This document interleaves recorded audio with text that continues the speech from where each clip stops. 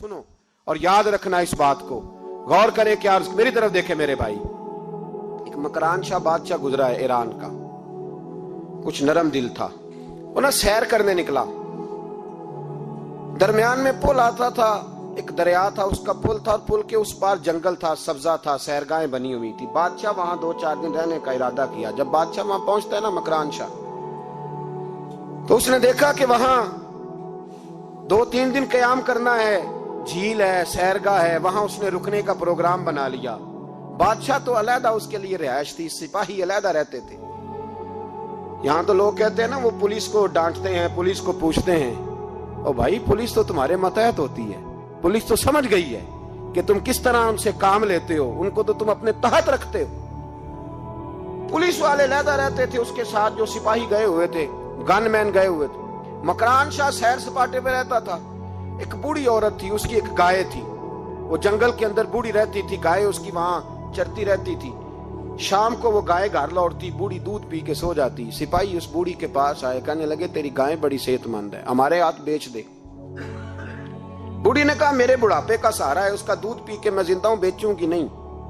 वही वाला काम जो हमारे मुल्क में होता है कि कीमत के साथ जमीन देनी है कि मुफ्त देनी है।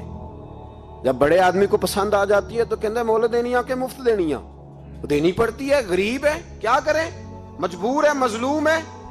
कहा बूढ़ी औरत से सिपाहियों ने बेच दे, कहा नहीं, कहने लगे नहीं बेचेगी तो हम ले लेंगे। उस औरत की गाय जबरदस्ती सिपाही ज़िबा करके खा गए।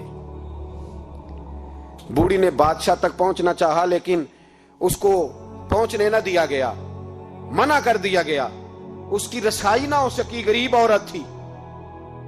जिस दिन मकरान शाह वापस आ रहे थे ना, सैर करके पुल से गुजर रहे थे, तो किसी ने बूढ़ी से कहा कि बादशाह गुजरेगा। वो छुप के पुल पे बैठ गई और मकरान शाह जब पुल से गुजरने लगे तो बूढ़ी आगे आई और उसके घोड़े की लगाम पकड़ी। ऐसा जुमला कहा कि मकरान शाह चकरा के जमीन पे गिरा और बूढ़ी कहने लगी मकरान शाह, तेरे सिपाही मेरी गाय ज़िबा करके खा गए हैं, तू बता उसका हिसाब इस पुल पे खड़े होके देना कि पुल सिरात पे देना है।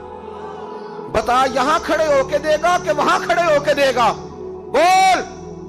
मकरान शाह चकरा के गिरा जमीन पे और गिर के कहने लगा बीबी मैं वहां हिसाब नहीं दे सकता, 2 देना यहीं ले ले, जो लेना यहीं ले ले, आ जाओ आ जाओ, वक्त है, गुंजाइश है, मोहलत के दिनों में तौबा कर लो, पलट आओ, अल्लाह के हुजूर हाजिर हो जाओ।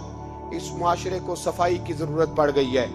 इस मुआशरे में हर आदमी अपना किरदार अदा करे, जालिम के खिलाफ उठे, बेहयाई, फहाशी, उरियानी, बदनिगाही, इसके खिलाफ उठे। हजरत अमीर मुआविया रदी अल्लाह ताला अन्हु अपने दौरे हुकूमत में बाहर निकले।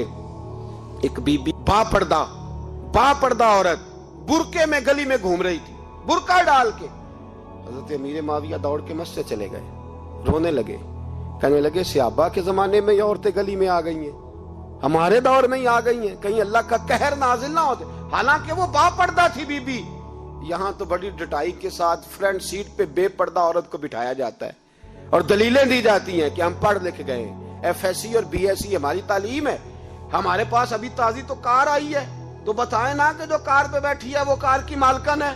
यहां तो हर चीज खोल के बयान करना लोगों ने अपने लिए जरूरी समझ लिया है, अपने कल्चर का हिस्सा बना लिया है।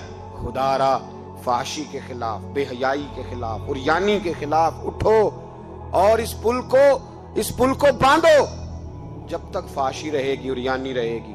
पाकिस्तान में 10 के करीब बच्चों के साथ रोज ज्यादती होती है। यह आपके कौमी अखबारात की आज सुबह की रिपोर्ट है।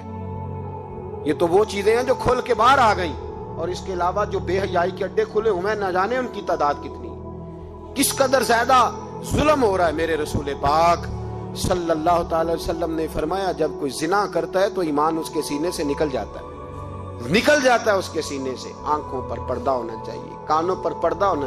और अगर ज़ैनब के कत्ल के बाद भी किसी के मोबाइल में गंदी तस्वीर है और उसके कत्ल के बाद भी बेहयाई के गाने उसके मोबाइल में हैं, तो फिर वो रस्म के आंसू ना बहाए, फिर वो सिर्फ 2 मिनट के लिए आगे बढ़ के मरसिया खाना बने, वो फिर शायर और अदीब बनने की कोशिश ना करे, वो फिर अपने हिस्से का जुमला लगाकर अपने आप को फेसबुक पे एक्टिव रखने का तमाशा ना करे। کیا مطلب ہوا ان چیزوں کا؟ اگر ابھی بھی برائی کے خلاف نہیں اٹھنا، بے حیائی اور فحاشی کے خلاف نہیں اٹھنا، میرے عزیزو آخری بات سننا اور اس کو ہمیشہ یاد رکھنا، میرے نبی پاک صلی اللہ تعالی علیہ وسلم نے فرمایا ہے کسی ایک مسلمان کے قتل میں اگر اہل زمین اہل آسمان سارے بھی شریک ہو جائیں، سارے، تو فرمایا ہو سکتا ہے اللہ سب کو جہنم میں ڈال دے۔ اس لیے کہ جو قتل ہے نا، قتل ایک ہے زیادتی اور ایک ہے پھر اس کے بعد قتل، ایک انسان کا قتل انسانیت کا قتل ہے، اتنا بڑا ظلم۔ اور یہاں تو اب قتل کی خبر آ جائے نا اخبار پہ تو اتنی دلچسپی والی رہتی نہیں، اتنے لوگ قتل ہو گئے کوئی حرج نہیں، یہ تو ہمارے یہاں تو کسی سیاستدان کی شادی کی خبر آئے گی تو وہ دلچسپی والی ہوگی، اس پر تبصرے ہوں گے، کمنٹس ہوں گے، ایک بندہ مر گیا ٹھیک ہے، غریب آدمی تھا، قتل ہو گیا، جان چھوٹی، معاذ اللہ، اس پہ کون توجہ کرتا ہے؟ یہاں تو ان کے میلے چھیلے تماشوں پر لوگ تبصرے کرتے ہیں، یہ جو کوئی نئی ایکٹنگ کر کے دکھاتے ہیں اس پر ہماری توجہ جاتی ہے۔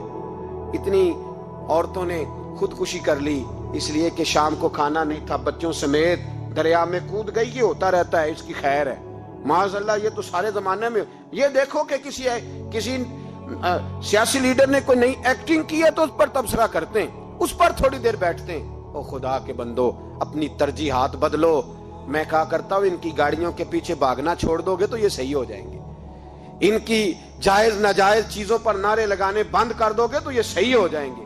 خدا را زینب تو چلی گئی پر ہمیں ایک پیغام چھوڑ کے گئی ہے کہ فحاشی کے خلاف اٹھ کھڑے ہو، اب ظلم کے خلاف لڑنا سیکھو، اب اپنے اندر یہ طاقت پیدا کرو، اب طاقت پیدا کرو۔ ہمیں سارا پتہ ہوتا ہے لیکن اس کے باوجود ہم ظالموں کے ساتھ کھڑے ہو کے ان کی تعریفیں کرتے ہیں، تصویریں لگاتے ہیں، سپورٹر ووٹر بنتے ہیں۔ اب اس کام سے باز آ جاؤ، خدا را اب بھی سمجھ جاؤ۔ اے اللہ، جمعے کے دن اس اجتماع میں تیری بارگاہ میں دعا کرتے ہیں، خداوندہ ساری بیٹیوں کو حفاظت کا پردہ عطا فرما، اللہ سب کے لیے حفاظت کے پردے نصیب فرما، اور میرے مولا ظالموں کو کیفر کردار تک پہنچا، اللہ ان ظالموں کو نشان عبرت بنا۔